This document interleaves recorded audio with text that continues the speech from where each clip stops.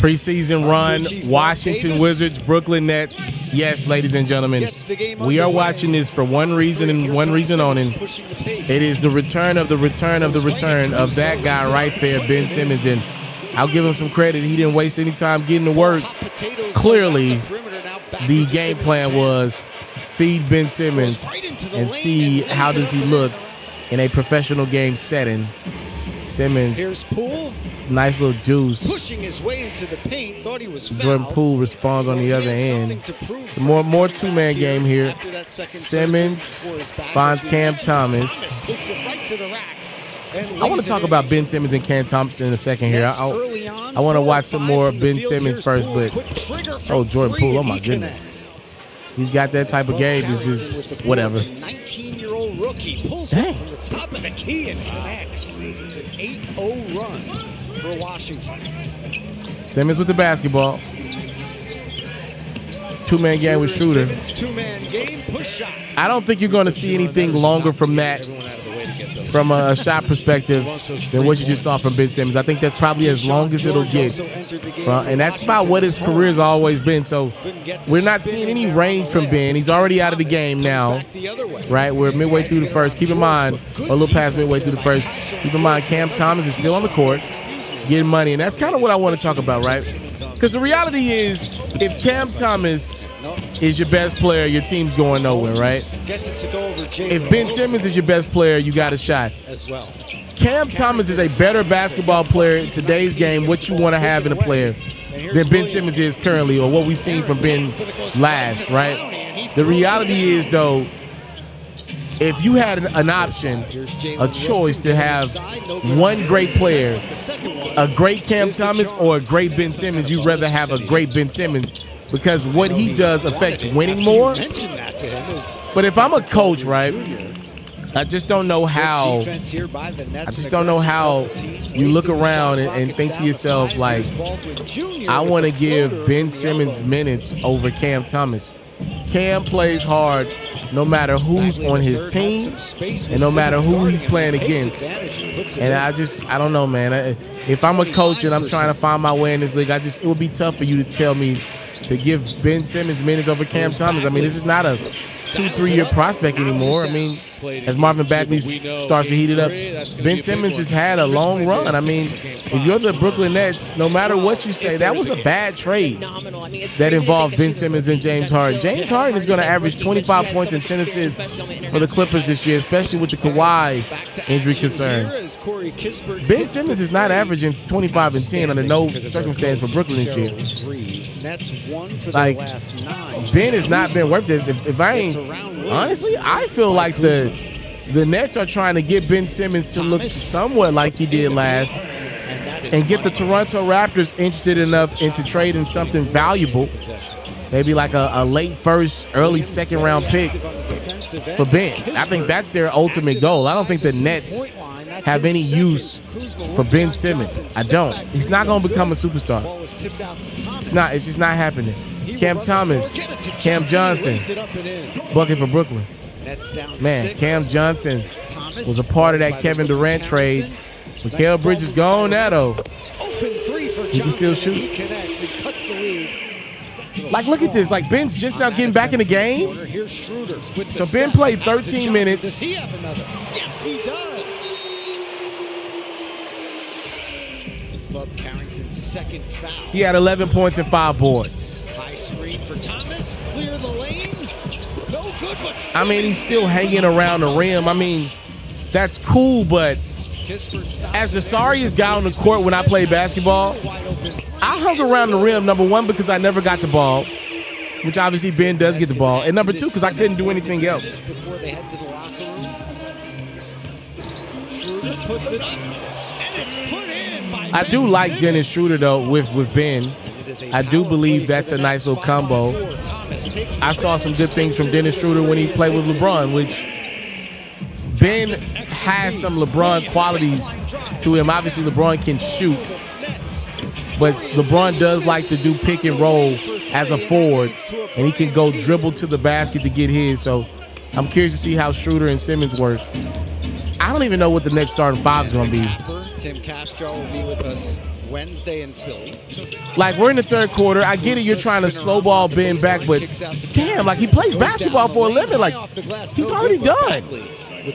He started the game, right? He's already done. Like, come on, dog.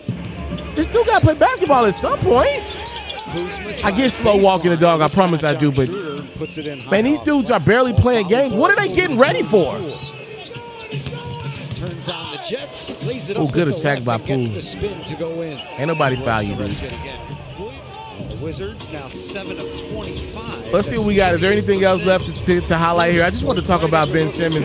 This is a meaningless preseason game. I think we can come out of this one now. Nets got the huge win over the Wizards for those who are concerned.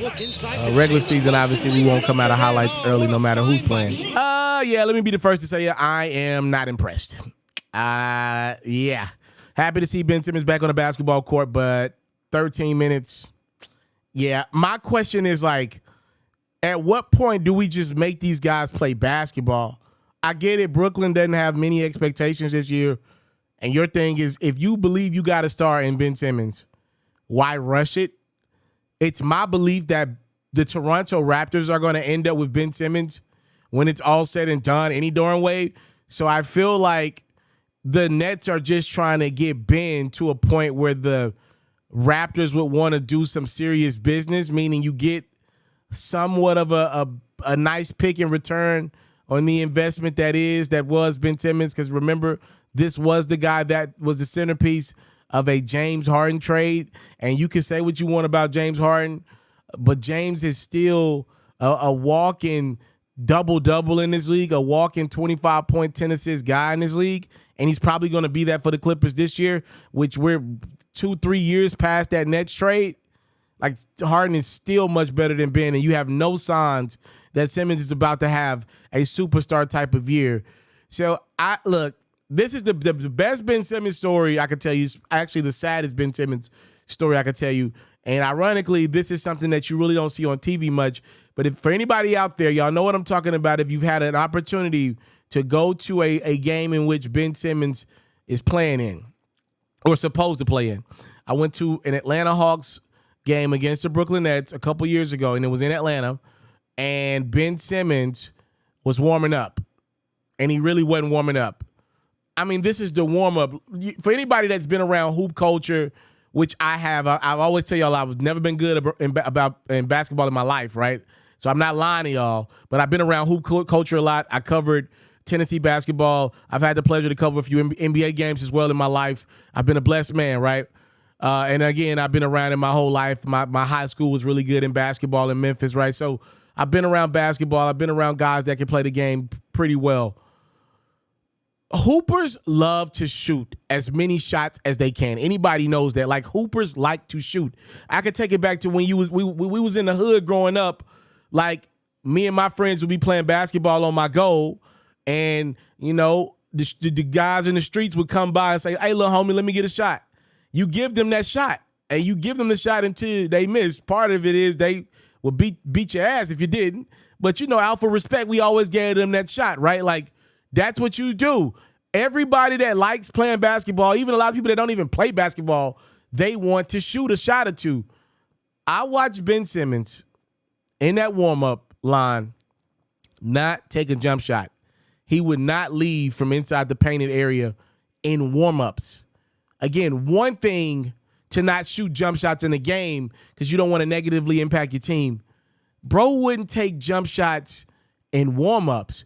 And I was actually with my mother-in-law watching that game. She's a basketball fan. I took her to the game, and I looked over to her, and she didn't really know what I was talking about. But what I was thinking was like, oh, like, my whole thing with Ben Simmons up until that point had been he's scared of the crowd reaction in games. He doesn't want to affect his team negatively in games. We're talking about an arena. Again, it's the Brooklyn Nets warming up, right? We were there for the game early. It wasn't even 10,000 people in that arena at State Farm, and Ben was still afraid to take shots. And, you know, we're talking about a professional basketball player, a guy that's supposed to have been doing this his whole life. Ben Simmons, I know it was only 1 year, but he played at LSU because I covered Ben in college when I was at Tennessee. you're talking about somebody that played in SEC basketball. It doesn't get more rowdy than some of those college arenas in the SEC, in the ACC, and the SEC. Both of those are probably the top two conferences. Ben was in the SEC at LSU. I get it was a short period, but Ben also played elite level high school ball, if I'm not mistaken. The fact that Ben was scared to shoot in warm-ups tells me this is mental. And you could get with Lethal Shooter or Chris Brinkley or whomever to work out the physical. I don't know if you can work out the mental like that. I don't know about that. That's the Ben Simmons story I got for you guys. Like, when I saw that, I was like, man, that is not a good sign. I don't know how a grown man works through his mental demons when he gets paid $30, $40 million. He's on a team that ain't got no damn expectations in the world, and he still wouldn't shoot in warm-ups, let alone games. So what you see from Ben may be what you get. At least he's on the court, I guess. I guess the best attribute will be of him to get his teammates involved. But, you know, Ben's been in the league for a minute now. And even like the young guys that are in the league now that, you know, probably looked at Ben's game as one to, you know, resemble their games after, those dudes know that Ben ain't taking a shot outside of 8 feet.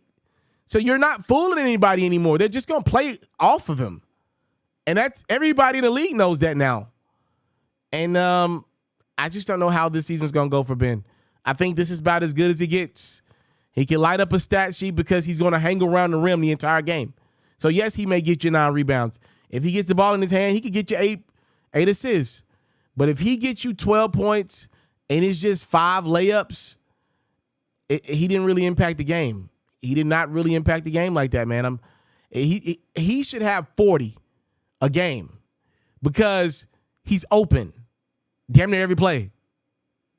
I'm out. If you love flexing your sports knowledge, you should head over to the best place to play fantasy sports and win some money while you're at it. That's Underdog. For me, I love the pick'em game. It's super simple to play too. All you got to do is go to the Underdog website or app. You got to pick whether a player will have a higher or lower stat line for that specific game. You get your picks right, and you can win up to 1,000 times your money. And when you sign up, if you use your boy's promo code, which is Ferro, your deposit will get matched up to $1,000 is available to you in bonus cash. You can't beat that. Tap in with Underdog. My promo code is Ferro.